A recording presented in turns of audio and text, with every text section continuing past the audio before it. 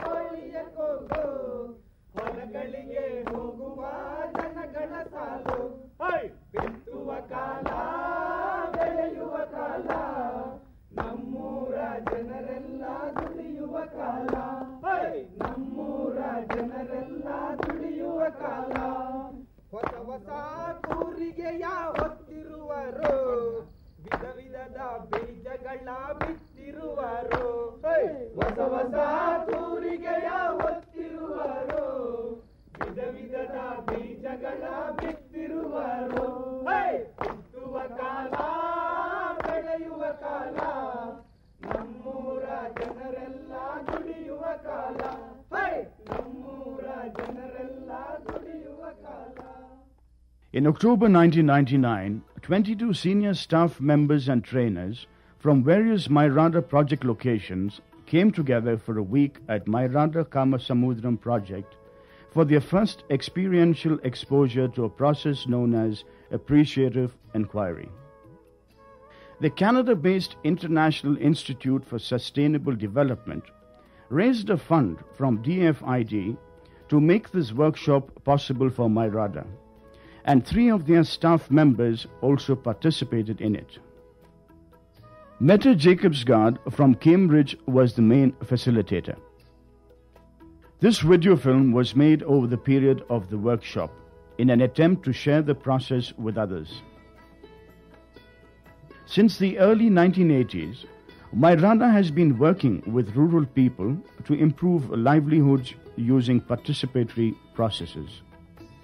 In the course of its work, Mairada has always demonstrated a commitment towards finding innovative approaches that can give people more and more space to express themselves and work in increasingly more comfortable institutional relationships. It was this that led to a widespread acceptance and practice of PRA methods within Mairada. It is this that has now led Mairada to explore the potential of appreciative inquiry in its work with rural communities. What is appreciative inquiry?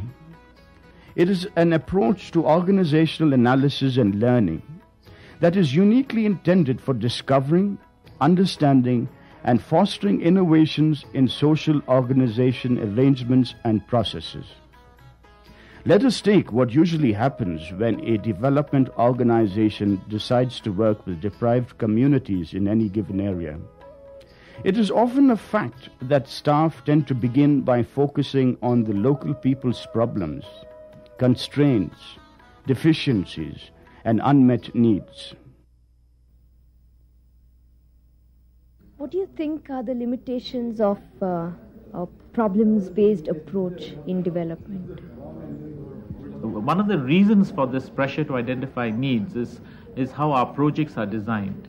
Donors want a project fast. And in order to get a project, you can do it in 2 ways. You can sit in an office and do it. The little more responsible people go out and try to identify needs. But they have to do it fast, and they want a list of needs so that they can fit into a project pattern. And definitely it meets the donor's needs, but it creates expectations at the other end. And these expectations are surely a wrong starting point. And the impact, therefore, is point 1. High expectations that your needs will be met with. Secondly, the assumption that the outsider can meet with the need. Thirdly, the unwillingness then to really assess their own strengths. And fourthly, when you go then to ask them to start a process whereby they tell us what they can do, they get discouraged. If you adopt an approach where you're not looking at individual needs, but if you're going to look at strengths, you immediately get people to relate to one another.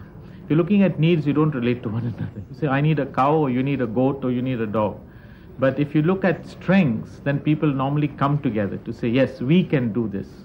Because in a way, they begin to call on other resources in order to show what they can do. So and I hope appreciative inquiry will really develop this line. I know it is open to it, but to me, I would like to see this develop far more. A focus on strengths and adaptive strategies rather than problems and weaknesses results in a far more equitable, cooperative, and positive foundation on which community work can be based.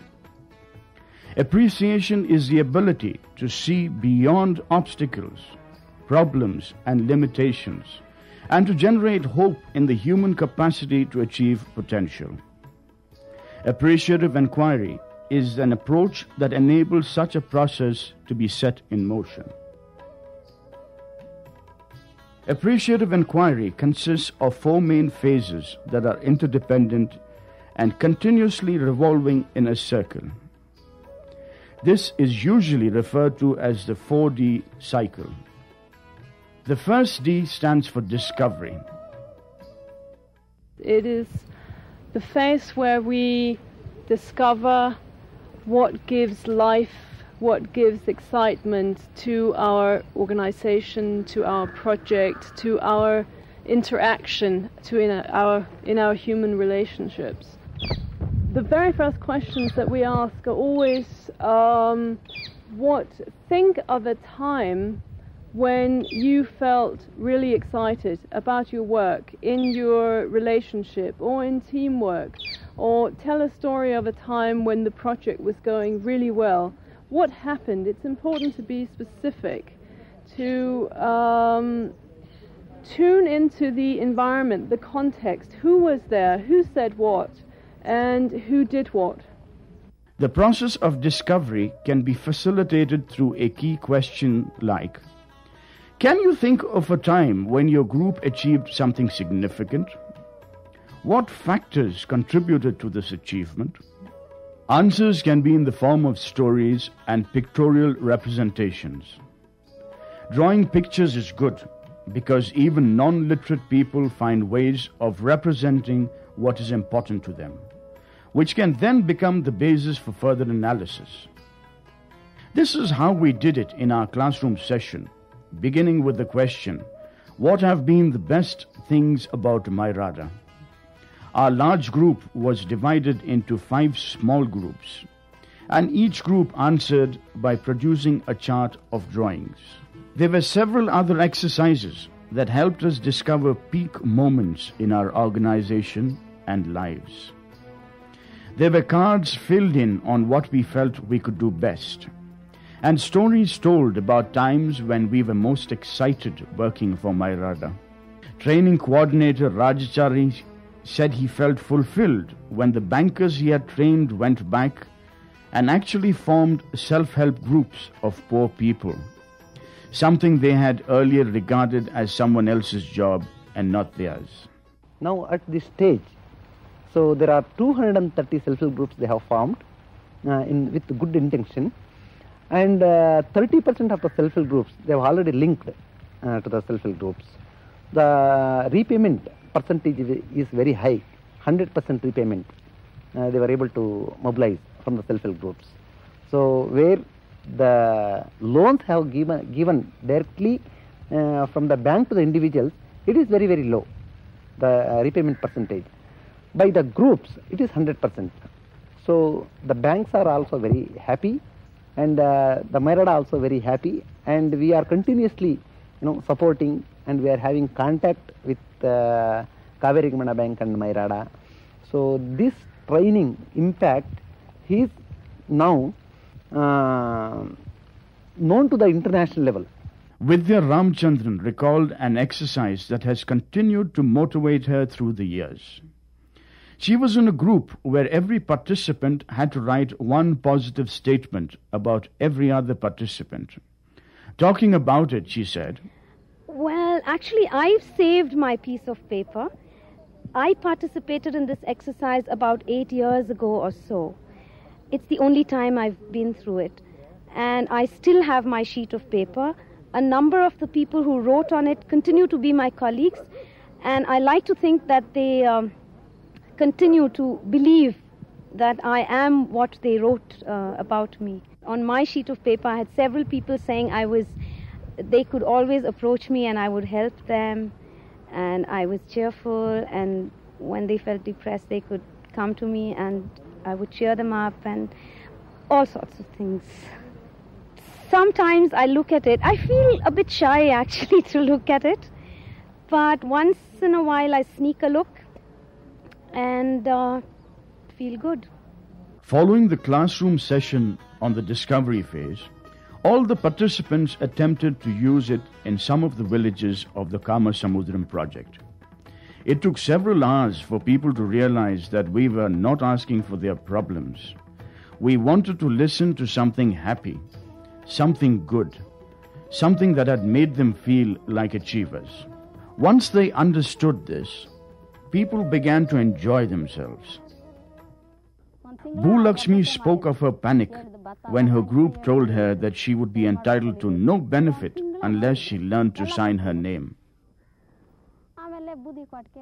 For a month, I used only my thumbprint in place of signature. Then my group reminded me and some of the others that we had not yet learned to sign and should do so. All the others learned, but I still couldn't manage it. Then they took us to Budikote. Rukkama held my hand and showed me how to write, but my hands and legs shook with fright. Everyone laughed at me. I had only one day left before the next meeting. What to do? That night I didn't sleep. I tried over and over again to write my name on Ragi.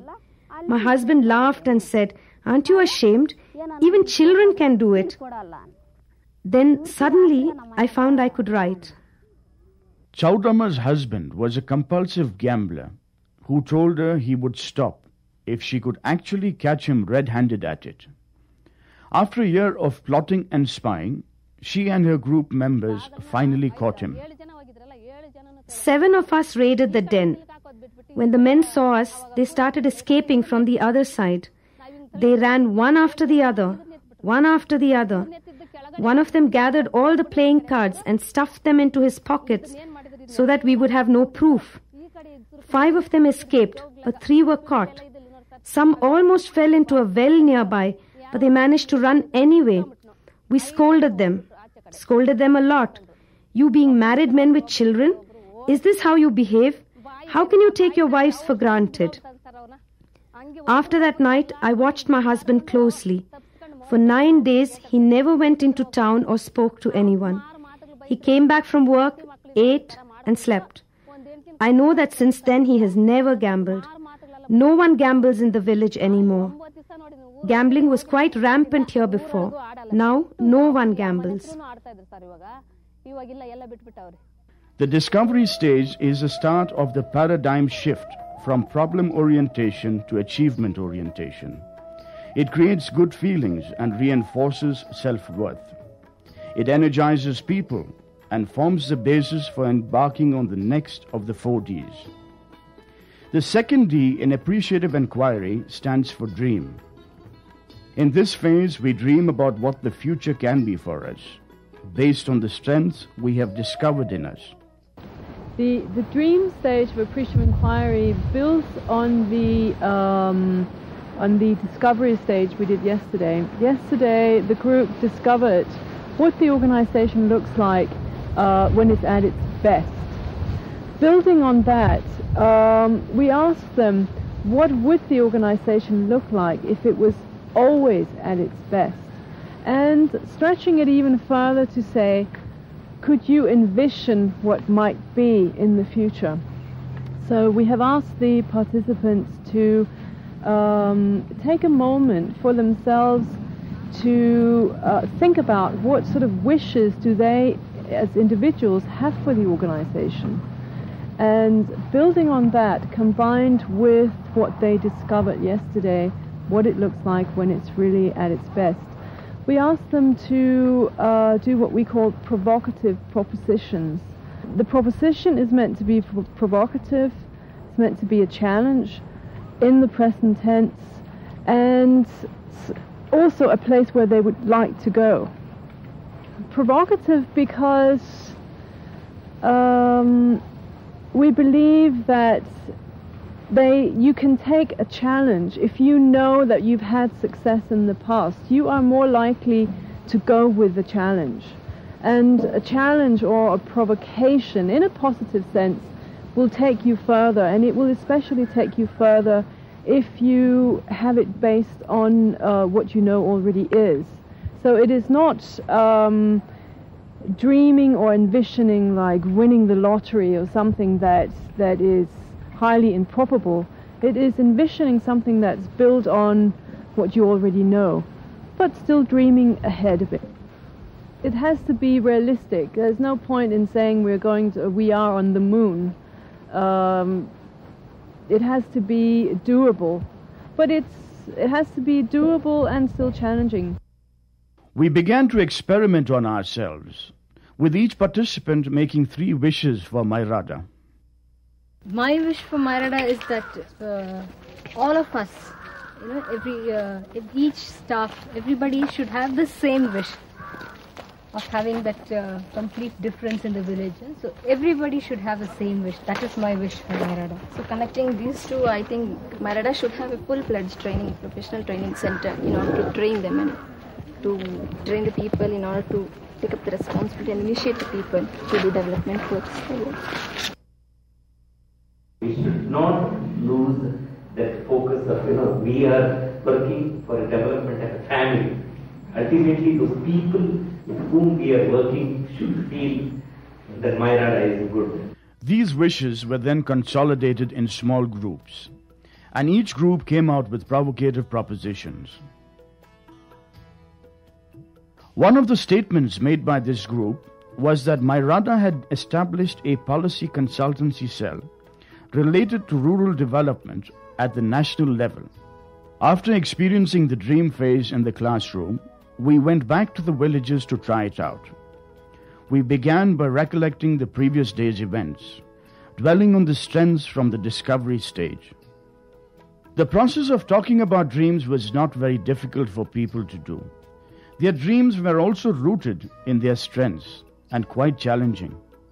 We agreed that they could express themselves in ways in which they felt comfortable. People were quite comfortable in making drawings to depict their dreams, like this group that drew a tree with various fruits representing their various dreams. Muni Venkatamma and Nanjappa dream of seeing their daughter married and well settled. For this, they say, Our goal is to rear silkworms. We also have a dream of owning some irrigation facility. We can then grow enough mulberry for the silkworms, some paddy, vegetables and millets. With the income, we can get our daughter married.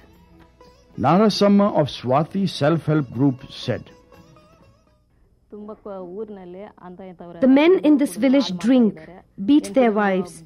Their families never develop. Our group's goal is to stop this alcoholism.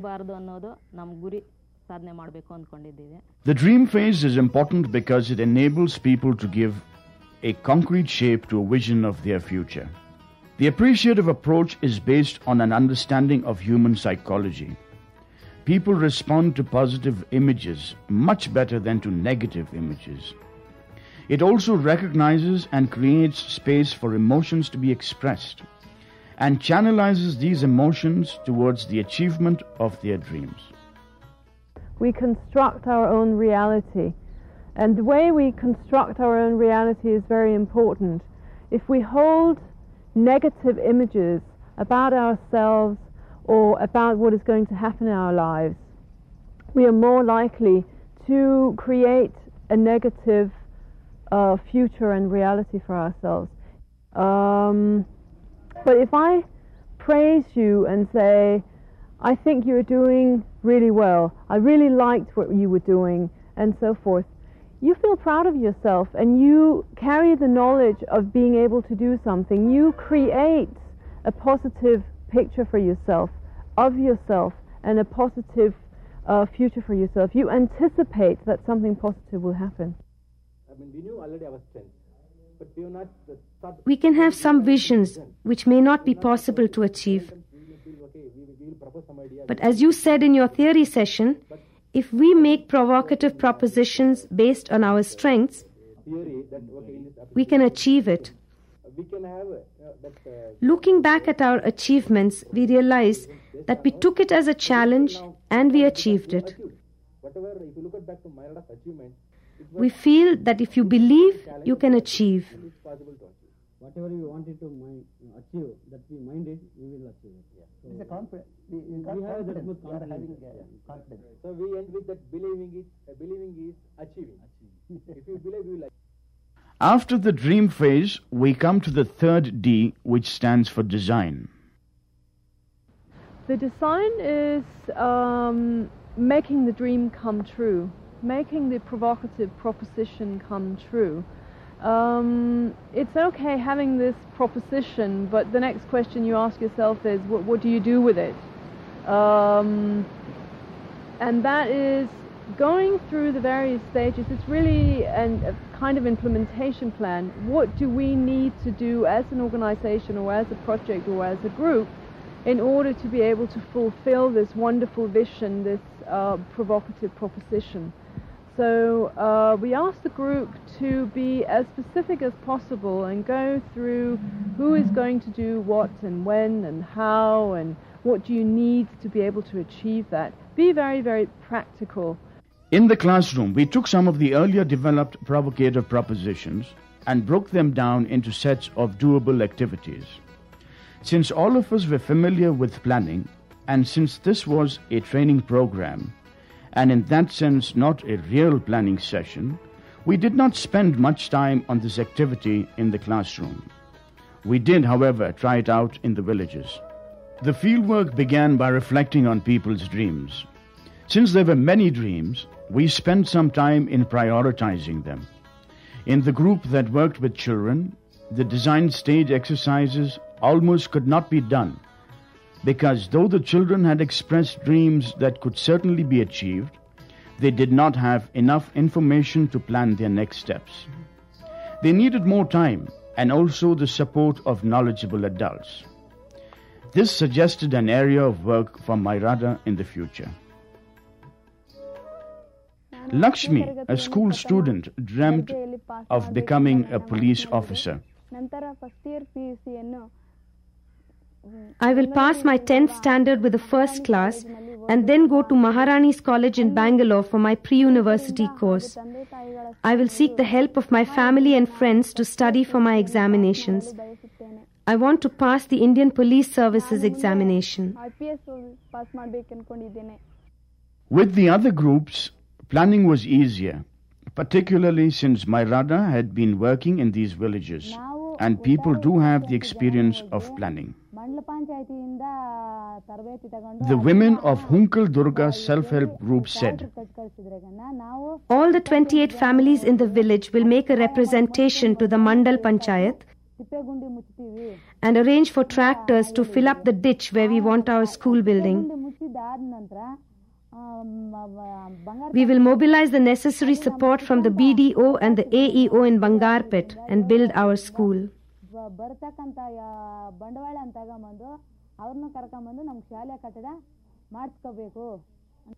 The men of Vishweshwaraya Village Development Council, Hunkal Durga, said,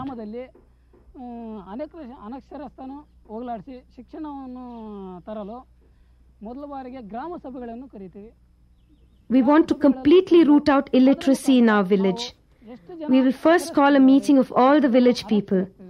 We shall gather data about the literate and illiterate people in the village and then divide ourselves into small groups which will take the responsibility to educate those who cannot read or write. The final D in the 4D cycle of appreciative inquiry stands for doing. We start with the discovering what gives life. Then we dream through envisioning what might be if we were always at our best. And then we decide how can we become. And the last step in that circle, it's not the last step, it's part of a circle, but it leads on to the delivery phase where you actually start implementing what you have done in the action plan. Appreciative inquiry does not need to end with the implementation of the action plan. Because it is designed as a continuous cycle, A new round of discovery, dreaming, and designing can be initiated at any time. Creative facilitation is an important component of good appreciative inquiries. It is what ensures that each stage builds on the last, that dreaming is based on discovery, that design is based on dreams, and that the doing stage follows the action plan created in the design phase. At the end of this week of training, all of us felt that we were on to something that could work.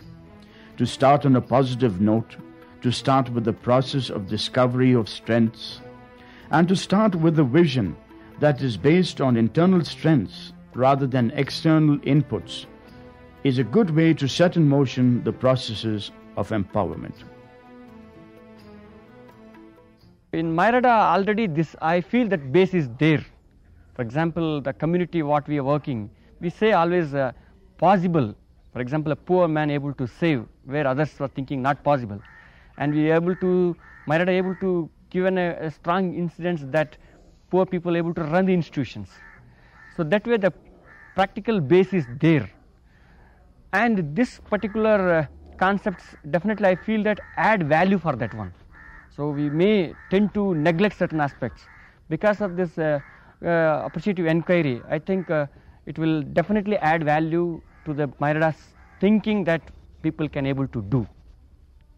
First of all, we've been thinking from the past, I think, 1.5 years about starting people and institutions off on a vision rather than just evolve somewhere and then think of a vision to do and things like that.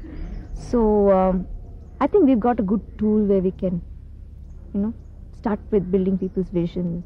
And that was one area we found was a little weak in our whole assessment of how an institution is going, that they were not too clear about visions. Now I definitely think we have something. It's a breakthrough for us in that sense.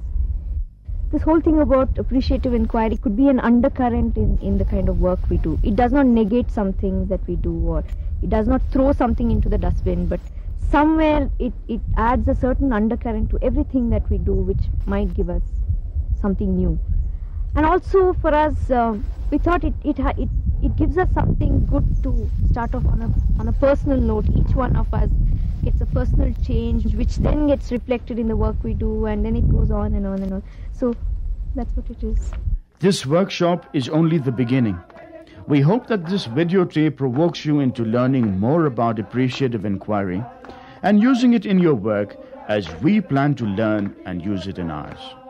ಹೊಸ ಹೊಸ ಕೂರಿಗೆಯ ಹೊತ್ತಿರುವರು, ವಿಧ ವಿಧದ ಬೀಜಗಳ ಬಿತ್ತಿರುವರು.